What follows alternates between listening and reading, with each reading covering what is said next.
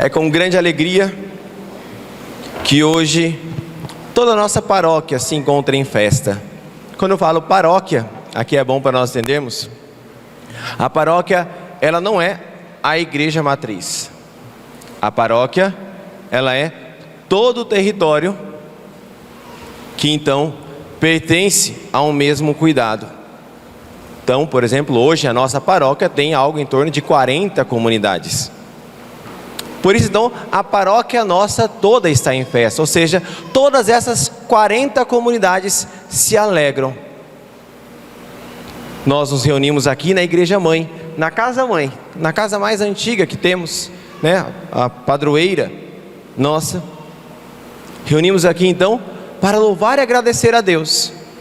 E o motivo é o grande amor de nosso Senhor para conosco, que nunca cessa de se entregar por nós e nunca cessa de se entregar por essas crianças.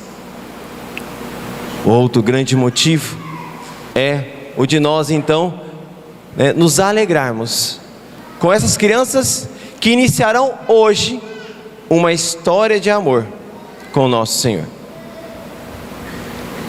Eu gostaria de nessa homilia colocar aqui em 5 pontos. Esses 5 pontos que nós traremos, nós primeiro falaremos um tanto sobre esta ansiedade que as crianças passaram durante esses longos anos em receber Jesus na Eucaristia.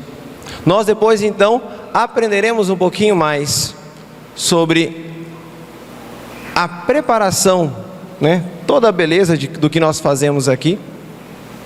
Nós também falaremos um pouco sobre as provas de que Jesus está presente na Eucaristia. Depois, como isso aconteceu, como isso acontece, para então no final nós entendermos como nós podemos receber bem Jesus na Eucaristia. Então são esses 5 passos que nós vamos aqui falar.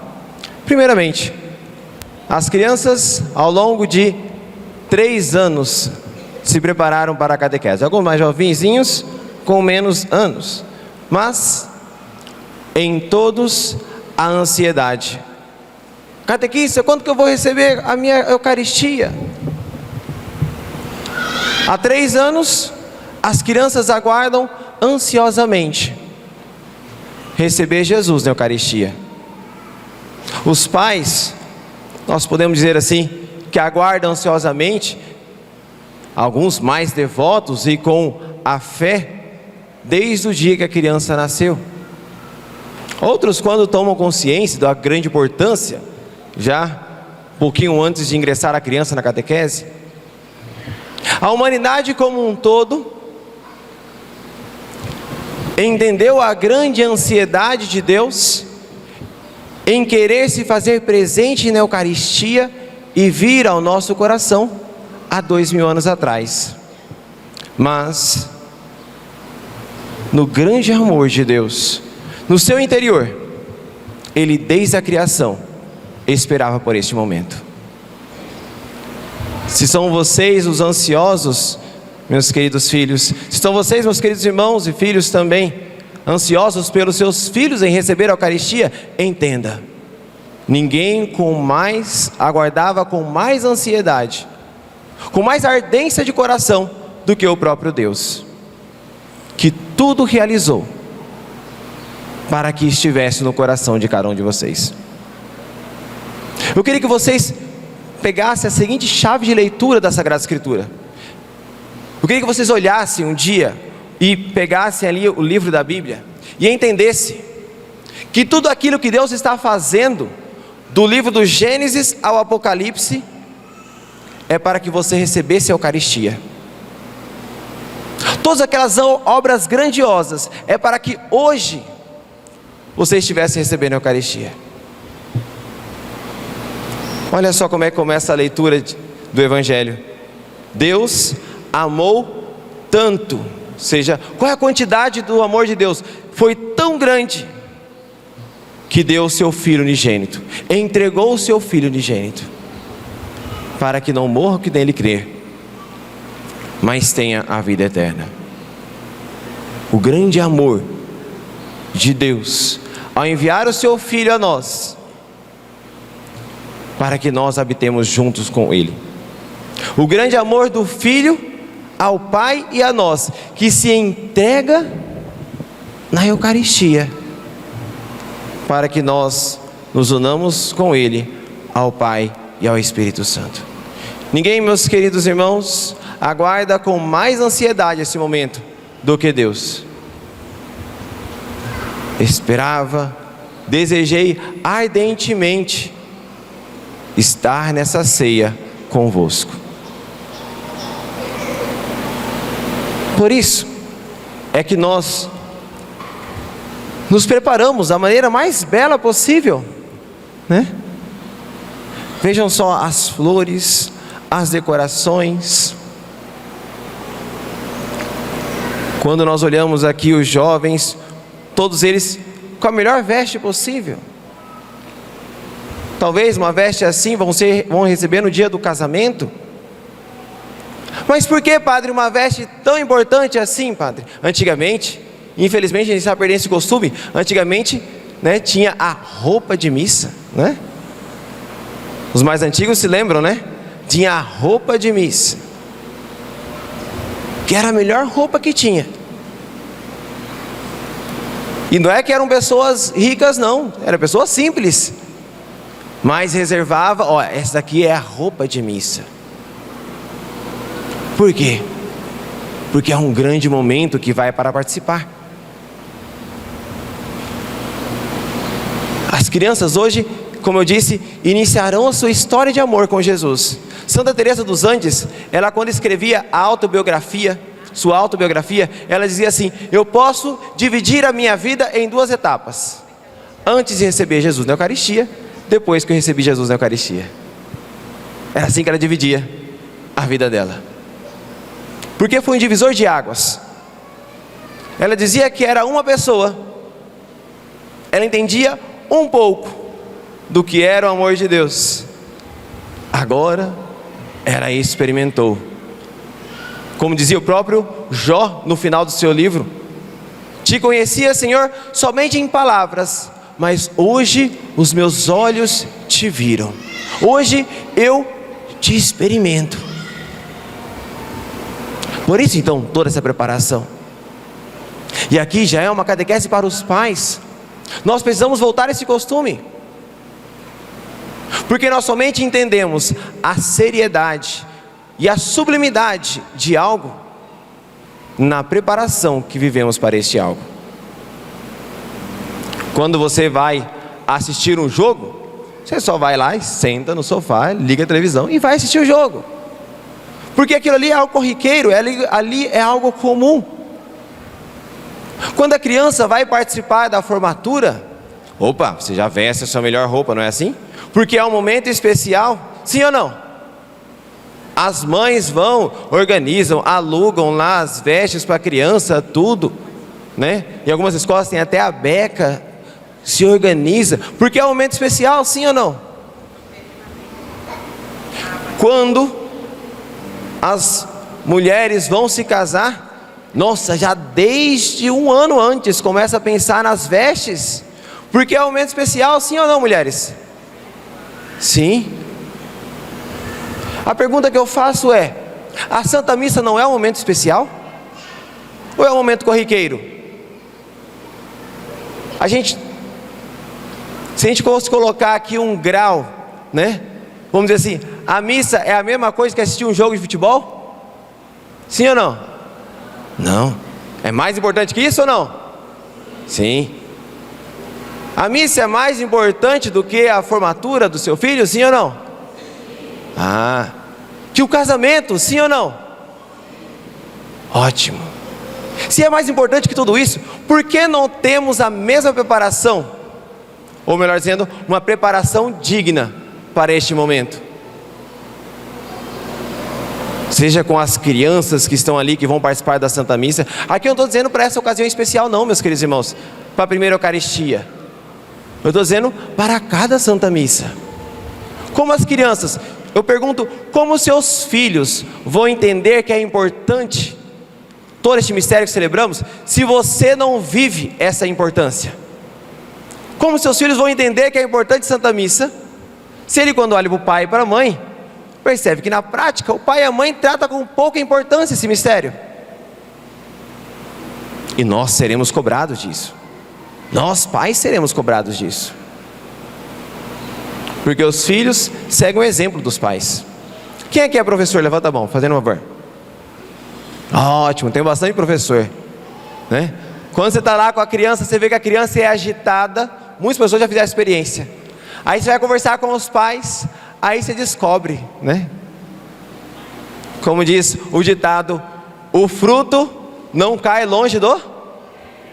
O fruto não cai longe do pé. Olha a criança ali agitada, aí vai conversar com os pais. Ah, já entendi por que é assim. Quando a gente olha para as crianças e vem a devoção delas pela Santa Missa, se é grande ou se é pouca, a gente já entende o exemplo que os pais estão dando. Por isso é importante tudo que nós fazemos aqui, todo esse esforço de querer reunir a paróquia toda em festa, todas as comunidades, para nós reunirmos aqui na Casa Mãe para nos alegrarmos juntos neste momento. Toda essa preparação, muitos vieram de longe, né? Pindaival aqui, por exemplo, tem gente do Pindaival, né? Ótimo. Cadê as crianças do Pindaival? Ótimo, muito bem, Cintinhas. Pindaival, por exemplo, é 1h30 de distância daqui, né? Saíram de lá, deve ser o quê? Umas 5 horas da manhã, 5 e pouco da manhã. Mas será que vale a pena? Para Jesus, tudo vale a pena. Para receber Jesus, tudo vale a pena. Agora, padre, será que Jesus está mesmo na Eucaristia? Que prova o senhor me dá para dizer que ele está mesmo na Eucaristia? É que eu vou utilizar um exemplo dos santos para a gente entender.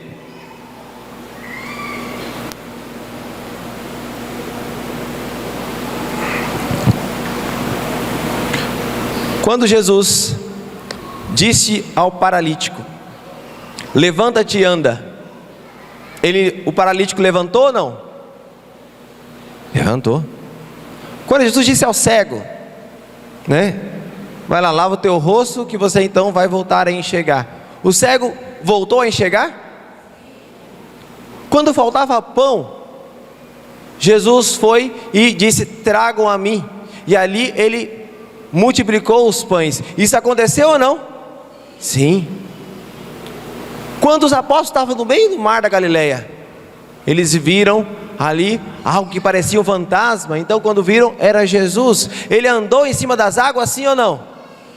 Ora, se Jesus, que é Deus, realizou todas essas coisas, e nós cremos que isso é verdade, por que não acreditamos quando ele disse: isto é o meu corpo, isto é o meu sangue? Se as palavras dele multiplicaram pães, fizeram paralíticos voltarem a andar, fizeram cegos voltarem a enxergar, fizeram mortos voltarem à vida, por que não faria aquele pão e aquele vinho se tornarem o seu corpo e o seu sangue? Ou o poder dele tem limites? Se o próprio São Paulo disse: tudo é possível naquele que crê, aos homens isso é impossível. O próprio Jesus disse: mas para Deus tudo é possível. Então para Deus, ele dizer: isto é o meu corpo, e aquele pão se transformar em corpo, isso é o meu sangue, aquele vinho se transformar em sangue, sim ou não? Sim. E quais são as provas? As provas são as próprias palavras dele. Se ele disse, então é assim. Se ele disse ao paralítico: levanta-te e anda, então o paralítico levantou e andou. E aqui eu nem vou pegar os milagres do Antigo Testamento, onde Deus estava presente, né? Porque senão a gente vai estender aqui para todos os milagres, porque elas são as provas. Mas além disso, nós podemos olhar diversas outras provas que Deus nos deu ao longo dos séculos. Os milagres eucarísticos. Tem um milagre muito conhecido na Argentina, em Buenos Aires. Na verdade foram 2 milagres eucarísticos que aconteceram lá, da hóstia se transformarem em corpo e sangue. Mas o interessante desse milagre é que ele uma parte ali do material foi levado em laboratório para ser investigado. E o que descobriu era o seguinte: era um sangue humano, era uma carne do coração, mais precisamente acho que é ventrículo esquerdo, que era a parte que bombeia o coração, o sangue para o corpo, não a parte que recebe, a parte que joga o sangue para o corpo. E aqui uma outra coisa interessante que eles notaram também é o seguinte: fazia anos que estava ali ao ar livre aquela substância. Eles notaram a presença de umas certas enzimas, eu esqueci o nome agora delas, que estão ali junto com os glóbulos brancos, que eles não duram mais de 10, 15 minutos fora do corpo. Ou seja, quando se sabe se o sangue, já estava coagulado ou não, eles olham então pelo laboratório se falta aquela substância ou não. Se não falta aquela substância é porque o sangue ainda está vivo, ainda está dentro do corpo. E eles notaram, por mais de décadas, aquela presença, aquela enzima que dizia que o sangue estava vivo, ainda estava ali. É interessante essa pesquisa porque ela foi feita no instituto lá nos Estados Unidos, onde o médico que estava em Buenos Aires levou, sem falar do que era, levou para um PhD, um expert em ciência forense, que vai investigar as causas de morte e tudo mais. Então, olha, estou com material aqui, investiga para mim qual foi a causa da morte dessa pessoa. Então, detalhou, ele sem saber que era o corpo e sangue de Jesus, e o médico era ateu inclusive, ele então relatou os detalhes. Foi alguém que morreu com um grande sofrimento, houve uma grande perda de sangue, foi muito, como diz nosso povo, judiado, e no final da sua vida ele teve uma perfuração no seu coração. E aí então, quando ele falou assim: pois bem, este pedaço que você pegou daqui foi do milagre eucarístico que aconteceu aqui em Buenos Aires. E o médico se converteu. É impossível que isso tenha acontecido, isso não tem explicação na ciência. Nós temos então provas ao longo dos séculos de que Jesus está presente. Ele mesmo já nos disse. Por isso é que há aquele costume antigo, quando o padre eleva a hóstia, das pessoas dizerem: meu Deus, eu creio, mas aumentai a minha fé. Eu creio, Senhor, mas minha fé é fraca. Eu creio, Senhor, mas facilmente eu esqueço dessas verdades, eu esqueço dessa importância. Eu creio, Jesus, mas ajuda na minha falta de fé. Agora, como pode, padre? De que maneira Jesus está presente na Eucaristia? Aqui eu gostaria de pedir a vocês um certo esforço da imaginação, para nós entendermos a Santa Missa e para nós entendermos a comunhão, a Eucaristia. Imagina Jesus há 2000 anos atrás no alto da cruz, seus braços abertos, ali, dizendo: Pai, perdoe-os, eles não sabem o que fazem. Jesus estava ali por uma grande liberdade sua. Se os meus guardas fossem deste mundo, eu não teria entregue a ti. Eu dou a minha vida livremente. Foi o grande amor de Jesus que o deixou ali na cruz. Ele estava ali por amor ao Pai, por amor a nós, para nos redimir. Era assim que ele estava lá. E naquele momento, ele sendo Deus, pela sua mente passavam todas as pessoas que haveriam de existir desde o início do tempo até o fim dos tempos. Ele estava olhando para cada um, em cada momento da vida deles, de cada uma das pessoas. Ou seja, ele naquele alto da cruz estava olhando para você desde o dia que você nasceu até o fim do seu dia. E não somente de você, mas de todas as pessoas que existiram e que existirão até o fim do mundo. E tudo isso ele estava fazendo com um grande amor, nessa entrega a Deus Pai nessa entrega por você. Conseguiu imaginar esse momento? Imagina como devia estar o coração de Jesus nessa sede de se entregar por amor.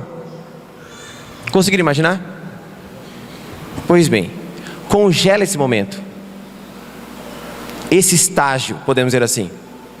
É nesse estágio de grande entrega e de grande amor que ele se encontra no céu. Nós esses dias celebrávamos a ascensão de Jesus ao céu. No céu ele se encontrava assim. No céu, melhor dizendo, ele se encontra assim. Ele está à direita do Pai numa grande inclinação de amor. E onde ele derrama o seu amor, Padre, a nós, em que momento? Na Santa Missa. Quando nós estamos celebrando a Santa Missa, no mesmo momento em que nós estamos aqui celebrando cada um dos mistérios, Jesus está lá no céu, se derramando de amor ao Pai e se derramando de amor a nós, da mesma forma que ele se derramou por inteiro no alto da cruz. Por isso nós dizemos que na Santa Missa nós renovamos o sacrifício da cruz. Não que Jesus morre de novo na cruz, mas assim como ele se entregou na cruz, ele se entrega de novo. E por que isso é importante? Porque é o seguinte, vamos pegar um exemplo bem simples. Você está doente, foi no médico, o médico te deu uma receita. Muito bem, tem uma receita, você vai lá, compra o remédio. Agora sim, meus problemas foram resolvidos. Pega esse remédio, coloca uma prateleira bem bonita, num quadro bem bonito na sua sala e diz assim: agora estou curado. Você foi curado? O que falta? Falta você tomar esse remédio. Falta esse remédio ser aplicado em você. Jesus, quando morreu na cruz, ele nos deu a salvação, sim, mas essa salvação precisa ser aplicada em nós. E quando essa salvação, quando esse derramamento de amor de Deus na cruz é aplicado na nossa vida? Em cada Santa Missa. É dessa maneira. Jesus se faz presente na Eucaristia assim. O mesmo Jesus que nós encontramos aqui, ele está no céu. A sua presença, podemos dizer assim, é multiplicada. Multiplica a presença de Jesus. Quando nós, se com a graça de Deus chegarmos no céu, nós vamos perceber que é o mesmo Jesus. É só a aparência que mudou. Como então nós devemos nos aproximar, Padre, de Jesus na Eucaristia? E aqui eu encerro a homilia, no último passo. Eu já disse algumas coisinhas. Nos preparar externamente, da maneira como vamos nos portar, da maneira como vamos nos vestir, algo que condiga com esse grande mistério.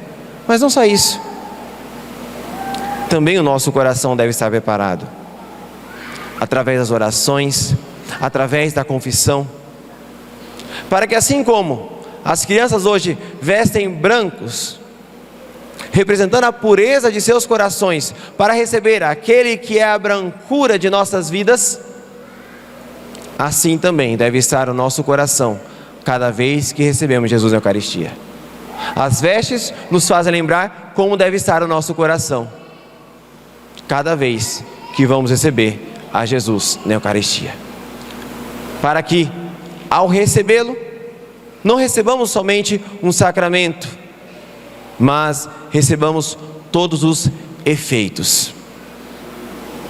Imagine uma caixa d'água na sua casa e a torneira está fechada. A água desce? Não. Precisa a água estar aberta, precisa a torneira estar aberta, para que a água do alto desça. O Senhor então precisa encontrar em nosso coração um coração disposto, para que essas graças gerem frutos em nós. Porque senão vai ser que nem aquela parábola do semeador que sai a semear, joga a semente no meio das pedras, joga a semente no meio dos espinhos e não gera frutos. Por isso é que tantas e tantas vezes nós recebemos Jesus na Eucaristia e continuamos com o mesmo amor, continuamos com a mesma vida. O Senhor, que se entrega de todo a nós, quer em cada Eucaristia encontrar em nosso coração um desejo de se entregar totalmente a Ele. Que um dia, meus queridos irmãos, depois de tantas comunhões, possamos viver uma verdadeira comunhão com Jesus, com o Pai e o Espírito Santo no céu. Começamos aqui a preparar a nossa vida no céu, em cada Eucaristia que celebramos e que recebemos. Seja louvado nosso Senhor Jesus Cristo.